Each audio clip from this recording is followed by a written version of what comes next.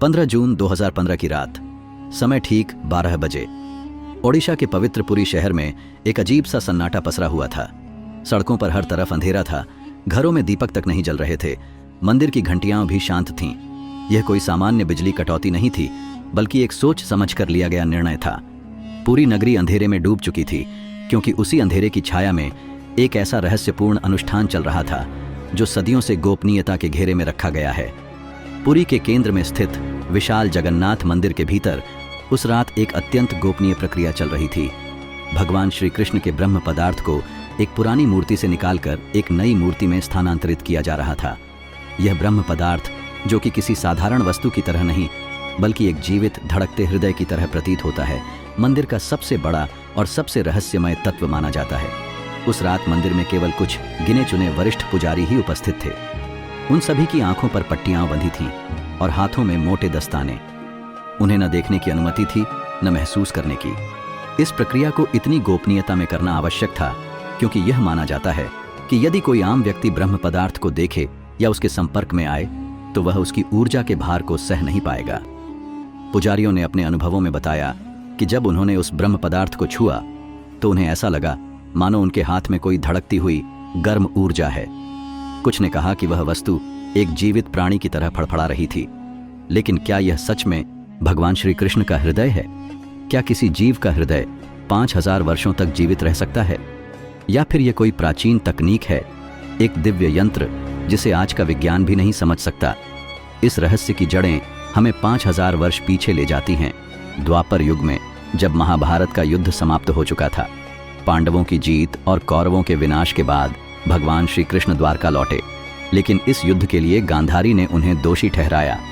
शोकग्रस्त गांधारी ने श्री कृष्ण को श्राप दिया कि जैसे उसके 100 पुत्र नष्ट हुए, वैसे ही यादव वंश भी नष्ट हो जाएगा और द्वारका समुद्र में समा जाएगी। समय बीता, गांधारी का श्राप धीरे धीरे फलीभूत हुआ। यादवों के बीच आपसी कलह ने हिंसक रूप लिया और एक दिन सभी ने एक दूसरे की हत्या कर दी। इसके कुछ समय बाद द्वारका समुद्र में समा गई। इन घटनाओं के बाद भगवान श्री कृष्ण वन की ओर चले गए। एक पीपल के पेड़ के नीचे ध्यानस्थ थे, जब शिकारी जरा ने उन्हें हिरण समझकर तीर चला दिया।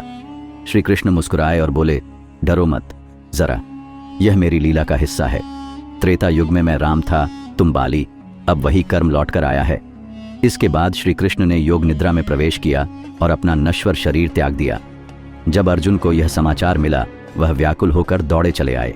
उन्होंने श्री कृष्ण का अंतिम संस्कार किया, लेकिन चमत्कार हुआ, भगवान का पूरा शरीर अग्नि में विलीन हो गया, केवल उनका हृदय बचा रह गया। यह हृदय न तो जल रहा था, न राख बन रहा था, वह चमक रहा था जैसे उसमें जीवन अभी भी शेष हो। अर्जुन ने इस रहस्यमय हृदय को लकड़ी के एक पवित्र मंच पर रखकर नदी में प्रवाहित कर दिया। वह हृदय वर्षों तक बहता रहा और अंततः ओडिशा की महानदी के तट पर आ पहुंचा। वहां के जंगलों में रहने वाले एक आदिवासी मुखिया विश्ववासु ने उसे देखा। उस वस्तु से दिव्य प्रकाश निकल रहा था और वह किसी चमत्कार की तरह फड़फड़ा रही थी। विश्ववासु ने इसे नील माधव के रूप में पूजना आरंभ किया।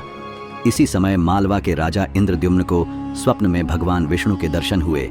उन्हें आदेश मिला कि वे समुद्र के किनारे एक मंदिर का निर्माण करें और उस दिव्य मूर्ति की स्थापना करें जो वहां कहीं छिपी है। राजा ने अपने ब्राह्मण पुजारी विद्यापति को खोज पर भेजा। विद्यापति ने विश्ववासु के बारे में जाना और उसकी पुत्री ललिता से विवाह कर उसका विश्वास जीत लिया। ललिता के माध्यम से विद्यापति को नील माधव के दर्शन कराए गए। उन्होंने तुरंत राजा को सूचना दी, लेकिन जब राजा वहां पहुंचे, मूर्ति गायब हो चुकी थी। राजा ने तपस्या की और भगवान ने उन्हें आदेश दिया कि एक दिव्य नियम का पेड़ समुद्र से बहकर आएगा, उसी से मूर्ति बनानी होगी। वह पेड़ मिला, लेकिन कोई भी उसे काट नहीं सका। तभी एक वृद्ध कारीगर आया, जिसने स्वयं को विश्वकर्मा बताया। उसने कहा कि वह मूर्तियां बंद कमरे में 21 दिन में बनाएगा। शर्त यह थी कि कोई भी अंदर नहीं झांकेगा। 15 दिन बाद जब कोई आवाज नहीं आई, रानी ने चिंता के कारण दरवाजा खुलवाया। विश्वकर्मा वहां से अदृश्य हो चुका था और पीछे केवल 3 अधूरी मूर्तियां रह गई थीं, जगन्नाथ, बलभद्र और सुभद्रा की। जब राजा इंद्रद्युम्न इन मूर्तियों के पास पहुंचे, उन्हें मूर्तियों से आती हुई दिल की धड़कन सुनाई दी। तब से हर 12 वर्षों में इन मूर्तियों को बदला जाता है, लेकिन वह ब्रह्म पदार्थ आज भी जस का तस रहता है। कोई नहीं जानता कि वह वास्तव में क्या है। कुछ वैज्ञानिकों का मानना है कि यह कोई प्राचीन ऊर्जा स्रोत हो सकता है, एक आर्क रिएक्टर की तरह, जो ऊर्जा उत्पन्न करता है, और इसीलिए मूर्तियों को लकड़ी से बनाया जाता है ताकि वह ऊर्जा का प्रभाव सहन कर सके। एक गवाह ने दावा किया था कि उसने उस दिल को देखा है। वह चांदी जैसा तरल छोड़ता है जो धीरे धीरे लकड़ी को खोखला कर देता है। यही कारण है कि हर 12 वर्षों में मूर्तियां बदलनी पड़ती हैं। उसने यह भी कहा कि जब उस हृदय को प्रकाश में लाया गया तो वह घूमने लगा और कंपन करने लगा, जैसे कोई यंत्र सक्रिय हो गया हो। आज भी पुरी में हर रात ध्वज बदला जाता है। मान्यता है कि यदि एक भी दिन ध्वज न बदला गया तो मंदिर 18 वर्षों के लिए बंद हो जाएगा। मुख्य द्वार की 22 सीढ़ियां भी रहस्य से भरी हैं।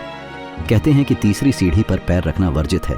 इन सभी रहस्यों को जोड़ें तो एक बात स्पष्ट हो जाती है, जगन्नाथ मंदिर केवल आस्था का प्रतीक नहीं, बल्कि इतिहास, तकनीक और दिव्यता का संगम है। यह एक जीवित रहस्य है जिसे समझना आज के विज्ञान के लिए भी आसान नहीं। शायद यही कारण है कि इसे दुनिया का एकमात्र जीवित देवता माना जाता है, और शायद इसीलिए हर 12 वर्ष बाद पूरी शहर की रातें अंधेरे में डूब जाती हैं, ताकि एक रहस्य जो 5000 सालों से धड़क रहा है आज भी जीवित रह सके। जय जगन्नाथ। जगन्नाथ मंदिर रहस्य, परंपरा और आस्था का संगम पुरी, ओडिशा का वह प्राचीन तटीय नगर जिसे हिंदू धर्म के 4 पवित्र धामों में एक माना जाता है। यहाँ स्थित है जगन्नाथ मंदिर, एक ऐसा स्थान जहाँ ईश्वर सिर्फ पूजा नहीं जाता बल्कि जीवित रूप में अनुभव किया जाता है। समुद्र की नम हवा, शंख की गूंज और घंटियों की ध्वनि के बीच यह मंदिर अपनी भव्यता और अलौकिकता से हर आगंतुक को मंत्रमुग्ध कर देता है। मंदिर का उल्लेख प्राचीन ग्रंथों ब्रह्म पुराण, स्कंद पुराण और नारद पुराण में मिलता है, किंतु जितनी महिमा इसकी धार्मिकता की है उतना ही रहस्य इसकी परंपराओं और अंदर छिपे तथ्यों का है। इन्हीं रहस्यों में से एक है ब्रह्म पदार्थ। इसे न केवल मंदिर का बल्कि संपूर्ण सनातन संस्कृति का सबसे बड़ा गूढ़ रहस्य माना जाता है। ऐसा माना जाता है कि यही भगवान श्री कृष्ण का असली हृदय है जो द्वापर युग से अब तक जीवित है। हर 12 वर्ष में एक विशेष अनुष्ठान होता है, नवकलेबर। इस प्रक्रिया में भगवान जगन्नाथ, बलभद्र और देवी सुभद्रा की लकड़ी की मूर्तियां बदली जाती हैं। पर यह सिर्फ एक मूर्ति निर्माण नहीं, बल्कि एक अत्यंत गोपनीय और अलौकिक प्रक्रिया होती है जिसमें ब्रह्म पदार्थ को पुरानी मूर्ति से निकालकर नई में स्थानांतरित किया जाता है। 15 जून 2015 की रात जब पिछली बार नवकलेबर अनुष्ठान हुआ, तब ठीक मध्यरात्रि में पूरी शहर अंधकार में डूब गया। कोई बिजली नहीं, कोई प्रकाश नहीं, मानो समय रुक गया हो। यह कोई सामान्य पावर कट नहीं था, यह पूर्व नियोजित था, एक सटीक सुरक्षा प्रबंध जिसके पीछे था एक ऐसा रहस्य जो युगों से छिपा रखा गया है। मंदिर में उस रात सिर्फ कुछ विशेष और वरिष्ठ पुजारी ही मौजूद थे। इन पुजारियों की आंखों पर पट्टियां बांधी गई थीं और उनके हाथों में मोटे दस्ताने थे। यह सब इसलिए ताकि वे ब्रह्म पदार्थ को न देख सकें, न ही उसे पूरी तरह छू सकें। भगवान कृष्ण का अंतिम समय और हृदय की यात्रा 5000 वर्ष पहले की वह समय की शाम थी जब भगवान श्री कृष्ण ने पृथ्वी पर अपनी लीला का अंत करने का निर्णय लिया। वह मानव रूप में अवतार लेकर संसार के बीच आए, धर्म और न्याय की स्थापना के लिए। उन्होंने अपनी दिव्यता का परिचय दिया, कई युद्ध लड़े, गीता का ज्ञान दिया और अंततः वह समय भी आया जब उनका संसार से अवसान होना था। कृष्ण ने तब अकेले जंगल की ओर प्रस्थान किया, एक घना और सघन जंगल जहां विशाल पीपल का पेड़ था। वह पेड़ सदियों से वहां खड़ा था, मानो प्रकृति की आत्मा की तरह। वहां कृष्ण योग निद्रा में लीन हो गए, गहरी समाधि की अवस्था में।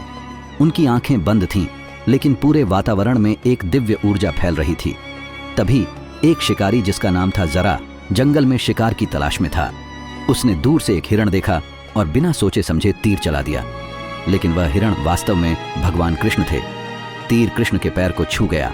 कृष्ण ने मुस्कुराते हुए कहा, यह मेरा कर्म है, इसे निभाना ही मेरा भाग्य है।